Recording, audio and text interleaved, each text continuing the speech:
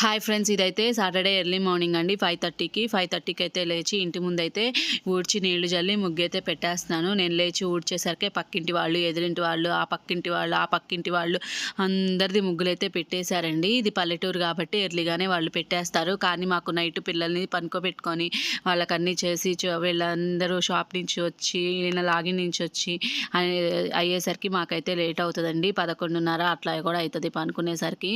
ఇంకా అందుకనే నేను ఎవరితో పోటీ పెట్టుకోకుండా నాకు వీలైనంత వరకు నేను చేసుకున్నాం కదా. ఇప్పుడైతే బయట అయితే ఊడ్చి నీళ్లు జల్లి ముగ్గు పెట్టుకొని లోపలికి వెళ్ళైతే పిల్లలకైతే స్నాక్స్, లంచ్ అవన్నీ అయితే ప్రిపేర్ చేయాలండి. మళ్ళీ వాళ్ళు వెళ్ళిన తర్వాత మేము ఇంక ఇల్లు మొత్తం శుభ్రంగా ఊడ్చి తుడిచి బట్టలు వాషింగ్ మిషన్లో వేసి మళ్ళీ మేము టిఫిన్ చేసుకొని మాది అయిపోయిన తర్వాత స్నానాలు చేసి లంచ్ ప్రిపేర్ చేసి మళ్ళీ వాళ్ళందరూ వచ్చిన తర్వాత వాళ్ళకి పెట్టి కాసేపు 1 గంట పనుకొని ఇంకా మళ్ళీ లెగిసి పిల్లలకి స్నాక్స్ అని ఏదో ఒకటి ప్రిపేర్ చేయటమో లేదంటే అన్నం ఉంటే అన్నమే పెట్టేస్తానండి. నైటు అవి రాగానే పెట్టేస్తాను. లేకపోతే పిల్లలు రాగానే లేదు స్నాక్స్ అంటే కుర్కురేలు అవన్నీ ఇంట్లో ఎన్ని చేసినా వాళ్ళకి కుర్కురేలు, థమ్సప్ బాటిల్స్ ఇవి ఉంటే చాలా అనిపించిద్ది. ఇంకా వచ్చిన కాడి నుంచి అవన్నీ పెడతారని వాళ్ళు వచ్చేటప్పటికే కాచుకొని కూర్చుంటానండి. ఒక గిద్ద అంటే మేము తినేటప్పటికే 3 అవుతుంది కదా, అప్పుడే కదా వండేది అని ఇంకొక గిద్ద అయితే ఎక్కువ పోసుకొని ముగ్గురు పిల్లలకైతే పెట్టేస్తాము. వాళ్ళకి అన్నం పెట్టిన తర్వాత పై తిండి ఎంత తిన్నా మాకు బాధ అనిపించదు. కానీ పై తిండి తిన్న తర్వాత అన్నం తినకపోతే చాలా బాధ అనిపించిద్దండి. వాళ్ళైతే అన్నం తినరు కదండి, చాలా నీరసంగా కూడా ఉంటారు. అందుకనే ఎట్లాగైనా అన్నం పెట్టడానికే ప్రిఫర్ చేస్తానండి నైట్ అయితే.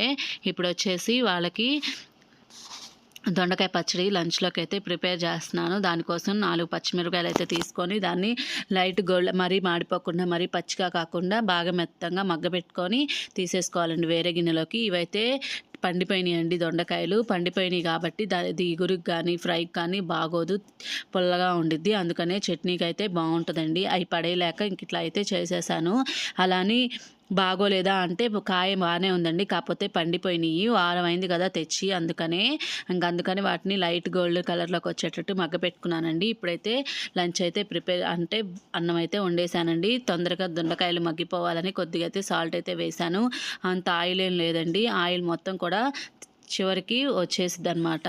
చూడండి ఇప్పుడు వచ్చేసి చింతపండు కూడా ఒక 70% మగ్గిన తర్వాత చింతపండు కూడా దీంట్లోనే వేసానండి, సాఫ్ట్ అవుతుందని.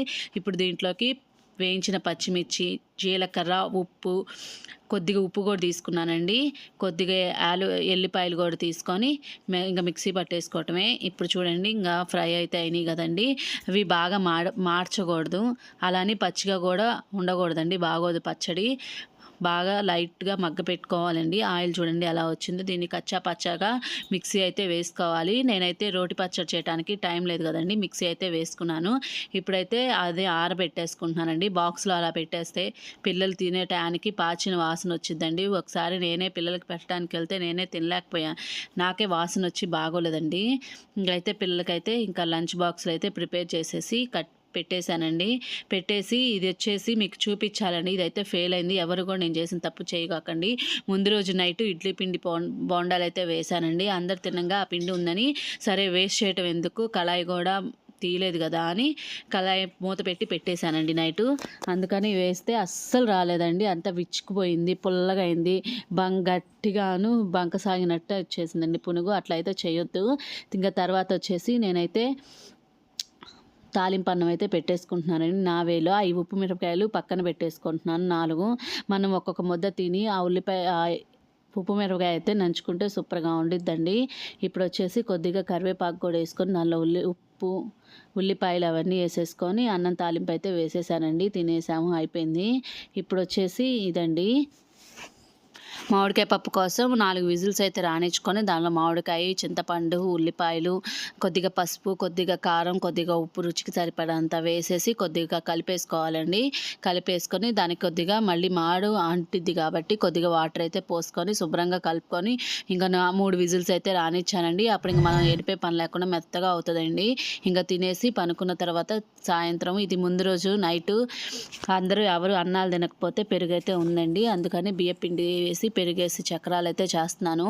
ఇప్పుడు బియ్యపిండి అయితే 6 గిద్దలు తీసుకున్నానండి నా దగ్గర ఉన్న క్వాంటిటీకి. దాంట్లో ఉప్పు, కారం, కొద్దిగా వాము వేసి ఫస్ట్ కలుపుకోవాలండి. తర్వాత ఉప్పు సరిపోయిందా లేదా చూసుకున్న తర్వాత కొద్దిగా వేసి చాలా బాగా గట్టిగా పిసుక్కోవాలండి. ఫస్టే నీళ్ళైతే పోయకూడదు. మనం తీసుకున్న పెరుగంతా తీసుకొని తర్వాత కొద్దిగా వాటర్ చల్లుకుంటూ ఇలాగైతే మనం కలిపేసుకొని ఇంకా ఆయిల్ పెట్టేసుకొని తర్వాత వచ్చేసి ఆయిల్ పెట్టేశాను కదండి, అది కాగుతుంది. అది కాగేలోపు ఇంకా కొద్దిగా సేపు కలుపుకొని పిండిని ఇంకా చక్రాల గిద్దెలో అయితే పెట్టేసుకోవచ్చండి. ఇదైతే మేము హైదరాబాద్లో కాపురం ఉన్నప్పుడు ఇదైతే నేను 4 షాపులు తిరిగి ఎర్రగడ్డ, కోటి అవన్నీ చూసి ఎక్కడ తక్కువైతే అక్కడ చూశానండి. ఒక ట్రిప్ వేసిన తర్వాత అంతలోకి పిల్లలైతే వచ్చారు. పిల్లల్ని వాళ్ళని బాక్సులు అవతలేయమని చెప్తే అది చూడండి ఎట్లా అవతలేస్తున్నారో. వేస్తారు కానీ ఆడుకుంటా పడేసుకుంటా ఎట్లా పడితే అట్లా వేస్తారు, కానీ బెటరే కదండి. ఇంకా వాళ్ళు అవన్నీ వేస్తున్నారు కాబట్టి ఎందుకో క్లిప్ తీయాలనిపించింది, అందుకని తీశాను.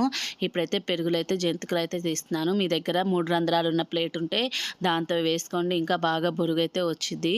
ఇంకా పెరుగు, ఉప్పు, కారం, వాము, నూనె ఉంటే చక్రాలు అయితే అయిపోతాయండి. ఈ చక్రాలు వేయంగానే తిప్పకూడదనమాట. పైన పొంగు మొత్తం వచ్చేసిన తర్వాత ఇంకా తిప్పేసి మనమైతే ఫ్రై చేసేసుకోవటమేనండి. చాలా బాగా వస్తాయండి, కరకరలాడతాయి అన్నమాట చక్రాలు అనేది. పెరుగు చక్రాలండి. మరి తెల్లగా తీస్తే అది కట్టుగా వస్తుందండి. మనకి కొద్దిగా వేగినట్టు వస్తేనే బాగుంటుంది. ఇంకా ఈలోపు వర్షం అయితే పడిందండి. వర్షం పడితే ఇంకా సరే అని ఇంకా శనగపిండితో చేయమంటే చేశానండి బజ్జీ. ఆకలి అవుతుంది అంటే సరేనని. అవైతే స్నాక్స్గా ఎప్పుడో ఒకసారే కదండి తినేది. ఇవైతే బజ్జీలు కావాలి అంటే ఇంకా బజ్జీలు శనగపిండి తీసుకొని దానిలో కొద్దిగా 2 స్పూన్స్ బియ్యపిండి వేసుకొని ఉప్పు, కారం, వాము, కొద్దిగా గరం మసాలా అవన్నీ వేసుకొని ఉండలు లేకుండా మరీ అట్టుపిండిలా కాకుండా మరీ గట్టిగా కాకుండా ఒక మోయినంగా కలుపుకొని పక్కన పెట్టుకోవాలండి. పక్కన పెట్టుకొని ఇంకా ఆయిల్ కాగేలోపు ఇంకా బాగా మెత్తగా అవుతుంది కదండి. ఆ ఉండలు ఏమన్నా ఉన్నా కానీ కలిసిపోతూ ఉంటాయి.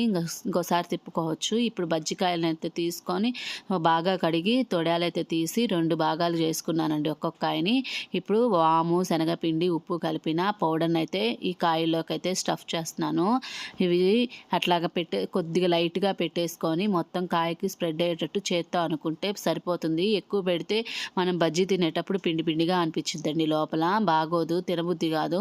అందుకని కొద్దిగా పెట్టుకొని కాయ మొత్తం స్ప్రెడ్ చేసుకుంటే ఆ వాము ఉండిద్ది కదండి, కారం కూడా ఏం తగలదనమాట. ఇట్లా అయితే మొత్తం పెట్టేసిన తర్వాత ఇటు వచ్చేసి చక్రాలు, అటు వచ్చేసి పిండి అవన్నీ చేస్తూ ఉన్నానండి. చూడండి చక్రాలు అయితే ఎంత బాగా వచ్చినాయో, బాగా కారంగా కూడా బాగా అనిపిస్తుందండి. క్రిస్పీగా కూడా ఉన్నాయి. నా వీడియో కనుక నచ్చితే లైక్ చేయండి, షేర్ చేయండి, సబ్స్క్రైబ్ చేయండి. ఇప్పుడైతే చక్రాలు అయితే అయిపోయినాయి కదండి. ఇంకైతే బజ్జీలు అయితే వేశాను. ఇంకా బజ్జీలు వేసేస్తున్నానండి.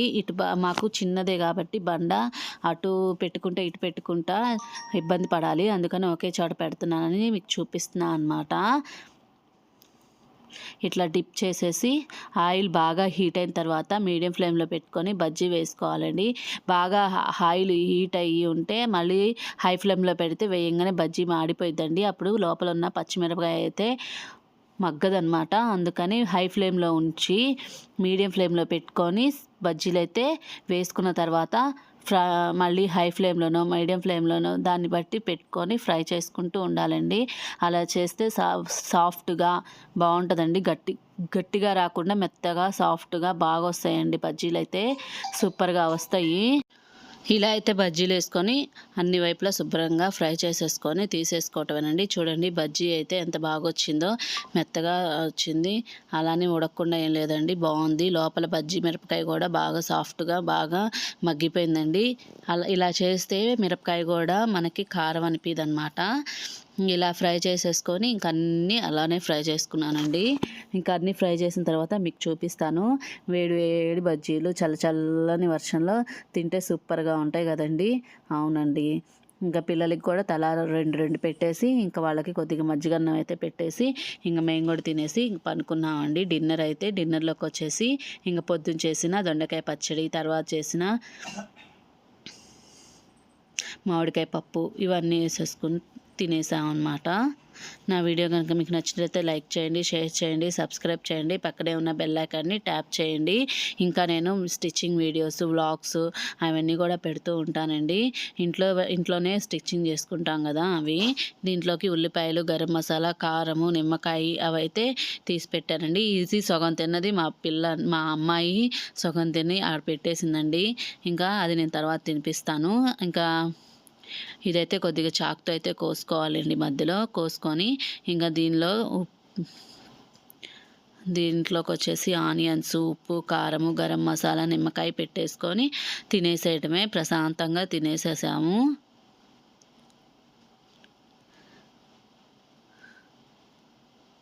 నాకైతే ఈ బజ్జీలు చేయటం అసలు ఫస్ట్లో వచ్చేది కాదండి. పెళ్ళైన తర్వాతనే నేను వంట అయితే నేర్చుకున్నాను.